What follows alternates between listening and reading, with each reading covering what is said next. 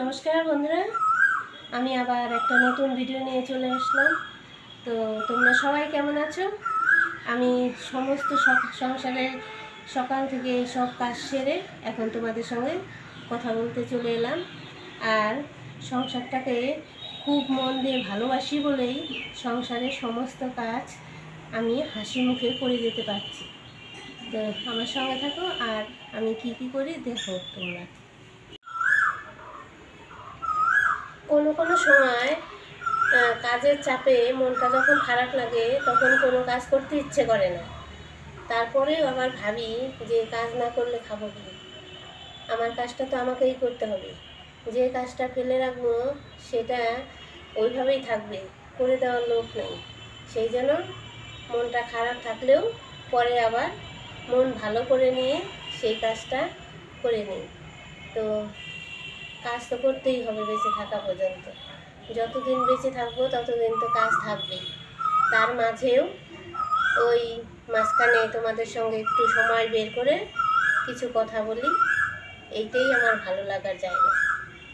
তো দেখো বসন্তকাল, এখন আমাদের বাড়ির পেছনে পাখি ডাকছে, শুনতে পাচ্ছ তোমরা? সবসময় সারাদিনই পাখি ডাকে। তো চলো এখন কিছু কাজ করি। এই দেখো মুসুরি ডাল ভিজিয়ে রাখছিলাম, এটা এখন পেস্ট করব।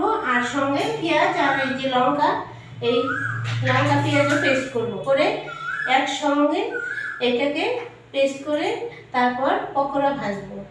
সকালবেলার খাবারটা রেডি করছি, বেলাই হয়ে গেছে। তো আমি পেস্টটা করে নিই, তারপরে তোমাদের সঙ্গে আবার আসছি। দেখো বন্ধুরা, কিছু শাক উঠিয়েছিলাম সকালে ঘুম থেকে উঠে, বাড়ির চারপাশ থেকে কিছু শাক উঠিয়েছিলাম। তো আমাদের বাড়িটা তো গ্রাম সাইডে, সেই জন্য ওই কয়টা কচুর শাক আজকে উঠিয়েছি। তো ওর বাবা খেতে চাইছে। তো কিনে এনে খাওয়ার থেকে বাড়ির চারপাশ থেকে তুলে খাওয়ার মধ্যে মজাই আলাদা। তো ভাবলাম যে কয়টা শাক উঠেছি তোমাদের সঙ্গে শেয়ার করি। আজকে কচুর শাক রান্না করবো। তোমরা কে কে কচুর শাক খেতে পছন্দ করো? এখন এই শাকটা আমি বেছে নেব, তারপর আবার তোমাদের সঙ্গে আসছি।